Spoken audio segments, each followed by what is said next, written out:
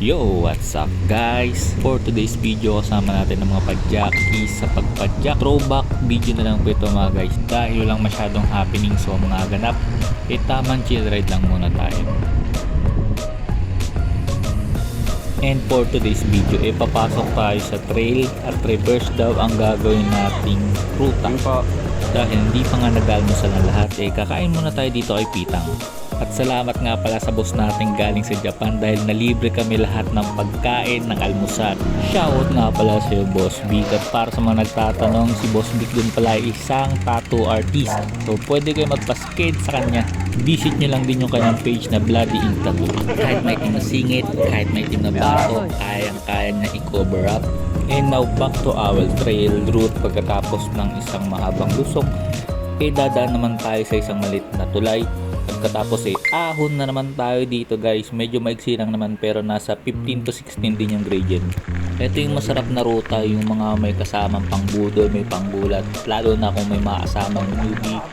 Pero ewan ko ba dito kayo doon, parang lagi kaming ginagawang newbie. May mga bagong rutang pinapasok na lagi kami nabubudol. At dahil kagagaling nga lang sa Japan ni Boss Vic, si Vic ata ang napagdiskitan nila doon na pagtripan. Mabingal ko.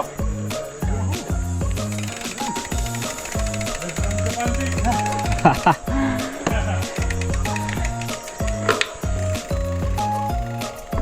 ito nga pala ang isa sa mga bagong butas na daanan ni Don. Ang labas din nito sa may bandang Bulak Trail lang din. Pero para maiba naman dito niya kami dinaan. Di naman ganun kahirap dito sa ruta na to. Meron lang talagang mga portion na mapapatula ka kasi wala talagang buwelo. Tulad ng daang na to, kung titignan mo madali lang pero may maliit na daang tubig dyan na pag nadaanan mo ilulubog ka talaga. Kaya wag kayong magtataka kung nakikita nyo ang mga padyakes kung minsan nagtutulak. Kita nyo naman yung mga rutang dinadaanan nila. Kaya wag tayong masyadong maging bayabas kung minsan. Dahil itong grupong kasama ko wala namang gustong patunayan dahil ang gusto lang nila mag-enjoy sa pagbabike. Kaya kahit anong klaseng bike mo, kahit carbon, alloy o bakal man yan, welcome ka dito.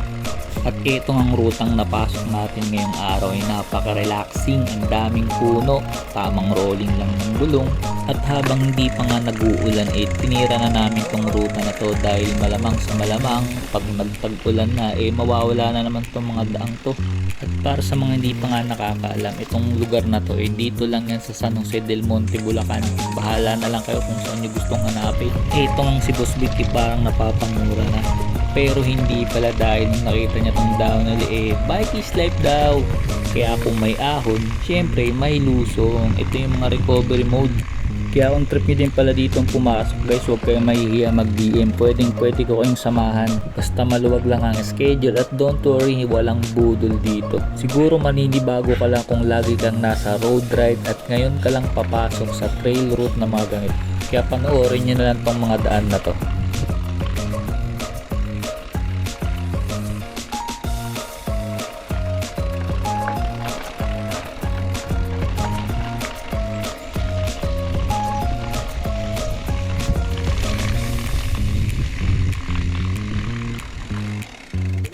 Walang daan doon no, pag tag-ulan no. Na doon. Walang daan doon. Meron. Pag tag-ulan. Dumala kami doon. Meron. Bulak kami. Oo nga. At tulad nga ng sabi ni Don, nasa Bulak Trail na tayo. Napakasaglit lang ng nadaanan nating ruta pero napaka-enjoy. At ang ruta na nga yun guys kung dire-diretso ang pagpadyak aabutin lang naman ng mga less than 1 hour. At pagkatapos nga nun nandito na ulit tayo sa Bulak Trail o dito sa mismong tambayan. Kaya naman kung trip mo yung mga ganitong padyakan na trail ride, chill ride, yung medyo skip from the city man lang. So konting like and follow na rin para sa ating mga susunod pang video dito sa San Jose del Monte, Bulacan. At hanggang dito na nga lang mahigit 4 minutes ng aming pagbabike. Thanks for watching guys. Love you all. Mama!